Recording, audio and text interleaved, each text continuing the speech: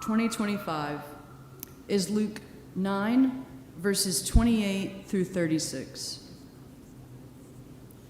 Now about 8 days after these sayings, he took with him Peter and John and James and went up on the mountain to pray. And as he was praying, the appearance of his countenance was altered, and his raiment became dazzling white. And behold, 2 men talked with him, Moses and Elijah, who appeared in glory and spoke of his departure, which he was to accomplish at Jerusalem. Now Peter and those who were with him were heavy with sleep. And when they wakened, they saw his glory, and the 2 men who stood with him. And as the men were parting from him, Peter said to Jesus, "Master, it is well that we are here. Let us make 3 tents, one for you, one for Moses, and one for Elijah," not knowing what he said. As he said this, a cloud came and overshadowed them, and they were afraid. They were terrified as they entered the cloud. And a voice came out of the cloud saying, "This is my son, my chosen, listen to him." And when the voice had spoken, Jesus was found alone. And they kept silence and told no one in those days anything of what they had seen. Here ends the lesson.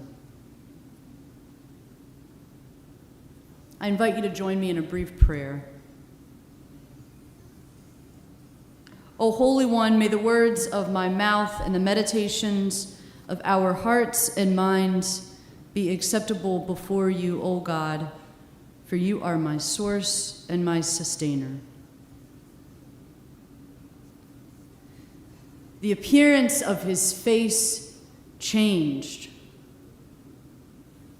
His clothes became as bright as a flash of lightning.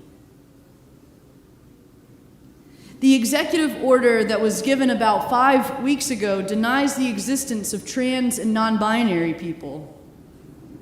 At least 1.6 million people identify as trans or non-binary, and I am one of them.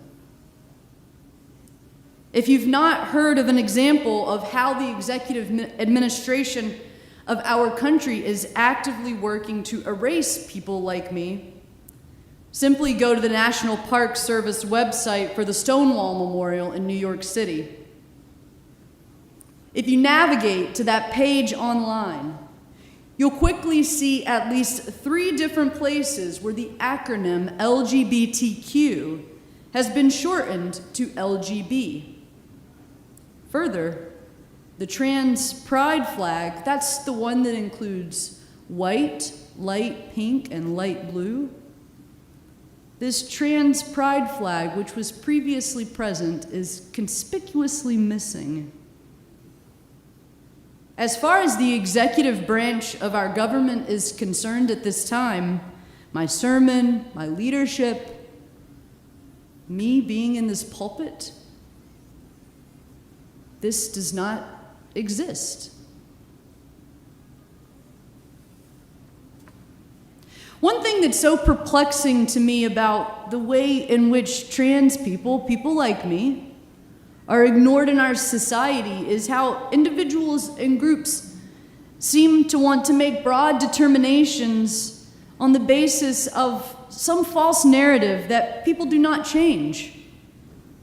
Let me ask you, are you the same person that you were 10 years ago?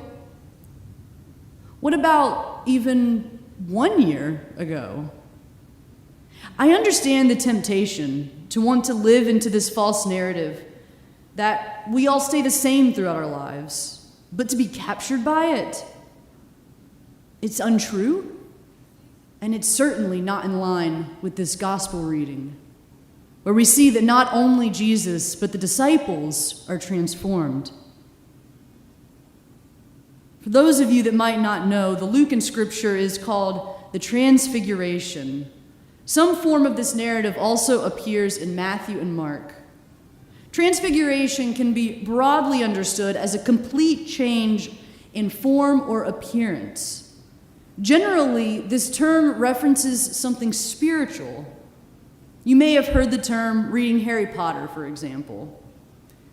Here again, verses 33 and 34. Just as they were leaving him, Peter said to Jesus, "Master, it is good for us to be here.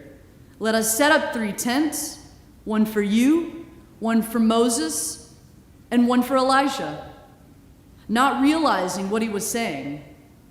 While he was saying this, a cloud came and overshadowed them, and they were terrified as they entered the cloud. And just after this, what the disciples hear from on high is, "Listen to him. Listen to Jesus." I think what's so scary for people who are not trans or non-binary is the implication of a different understanding of gender, one that is not traditional. See, if we have to understand gender in a new way, we may not be able to simply lean onto that false narrative of stagnation or of people always remaining the same. We can't hold on to that which allows us to be complacent. And this is true when hate and fear-mongering are so clearly right in front of us. To think about gender in a new way is to have to stretch our brains, and thinking can be so very hard. Stretching our brains can be scary sometimes. Things that are hard and scary, well, they can terrify us. I'd like to share some things with you that have been terrifying for me throughout my life as someone who's always appeared to be the person that I am. That is, someone who does not fit neatly into the gender binary of boy or girl, man or woman. It was terrifying for me when I was new to a school in 2nd grade, and a teacher told me I was in the wrong bathroom when I simply needed to use the restroom. It was terrifying for me when I was beat up by my peers because my gender identity did not match that which was typical. My peers said to me angrily and with frustration and confusion, "You can't play with the boys." It was terrifying for me to change in locker rooms as an adolescent. I would go straight to the largest space possible, avoiding any and all peers. But mostly, it was terrifying and destabilizing for me when I heard from adults close to me that I was not, quote unquote, who I was supposed to be. I just didn't understand. They were terrified as they entered the cloud. I don't want to belittle fears that you might be facing today, this week, this month, things that you might be facing this year, that we will be facing this year and years to come. This is a very scary moment, not only in U.S. history, but also throughout our world. And the reality is that we do not know what will happen. But what I see in the gospel is good news and points of hope for us this week and for our lives. These disciples were terrified.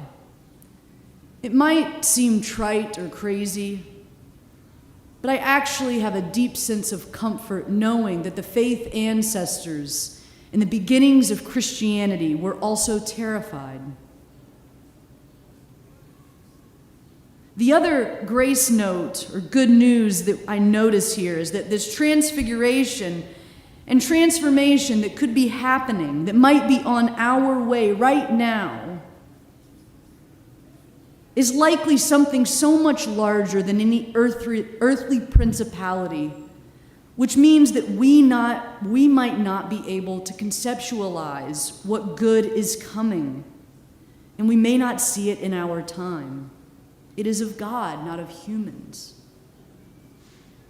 I want to know if you understand yourself as being held by God, just like the faith ancestors were who came before you, like these disciples who were so terrified. I want to know if you can grin and bear some fear so that you might be and become a part of hope for the world. In many ways, we've been led to this moment of what seems like we've been led to this moment because of what seems like our inability to sit with discomfort. And so now we're being forced to, I think.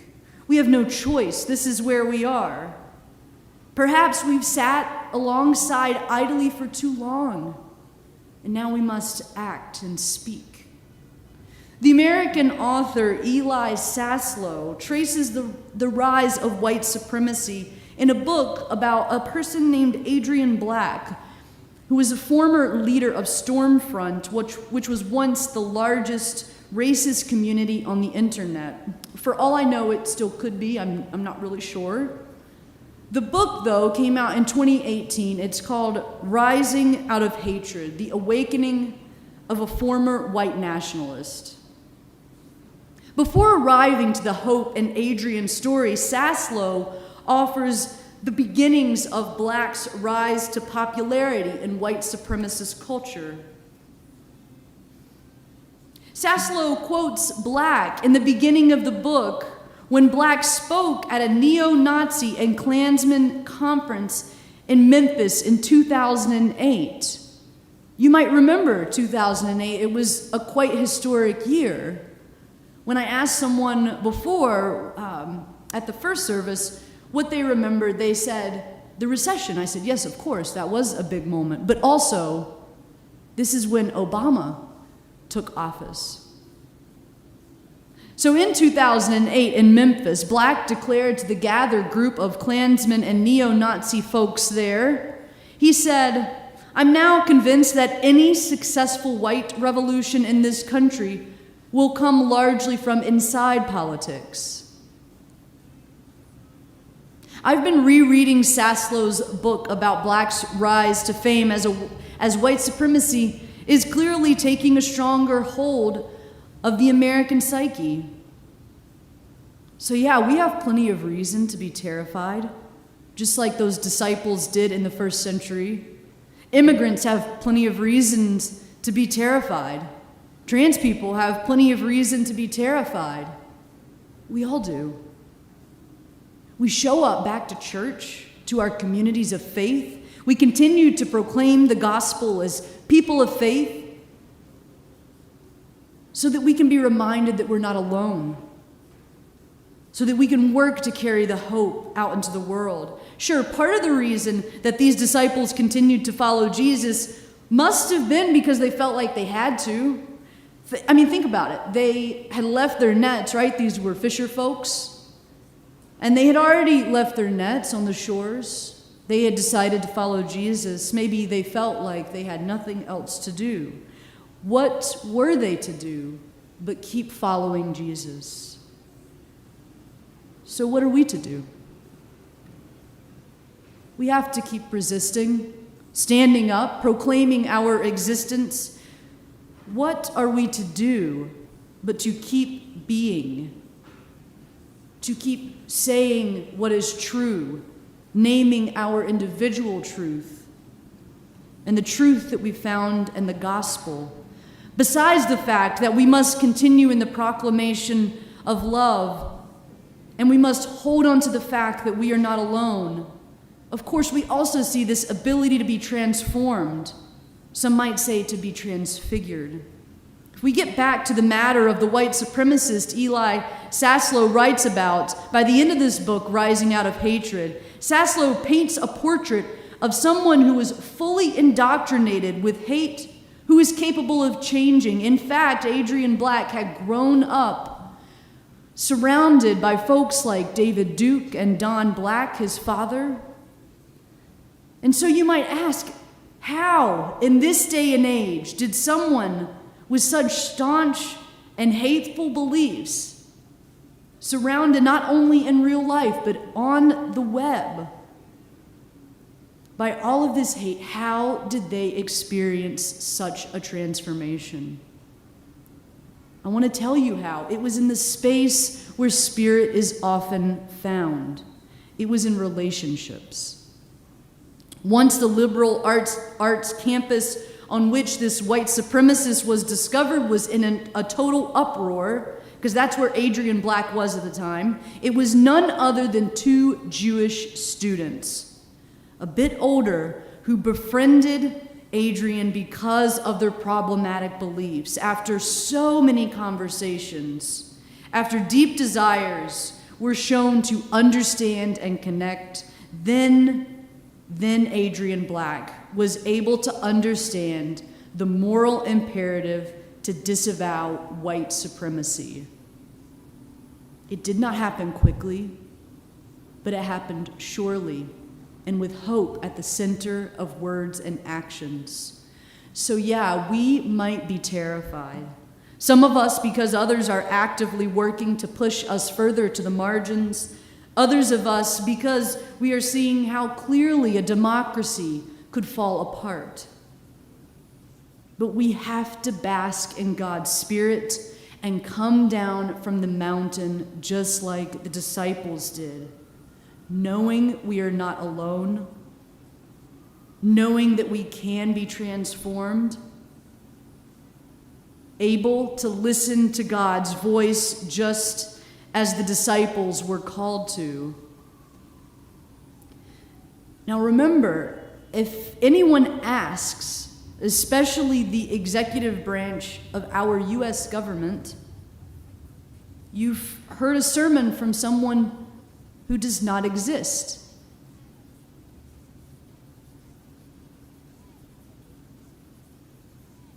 Know that you are not alone. Imagine the ways that we could be transformed.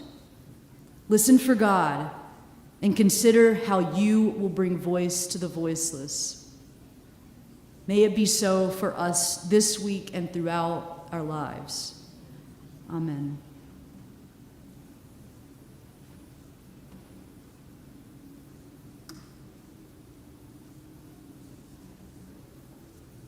All clear. Thank you. Did it seem to work? It is such a good sermon.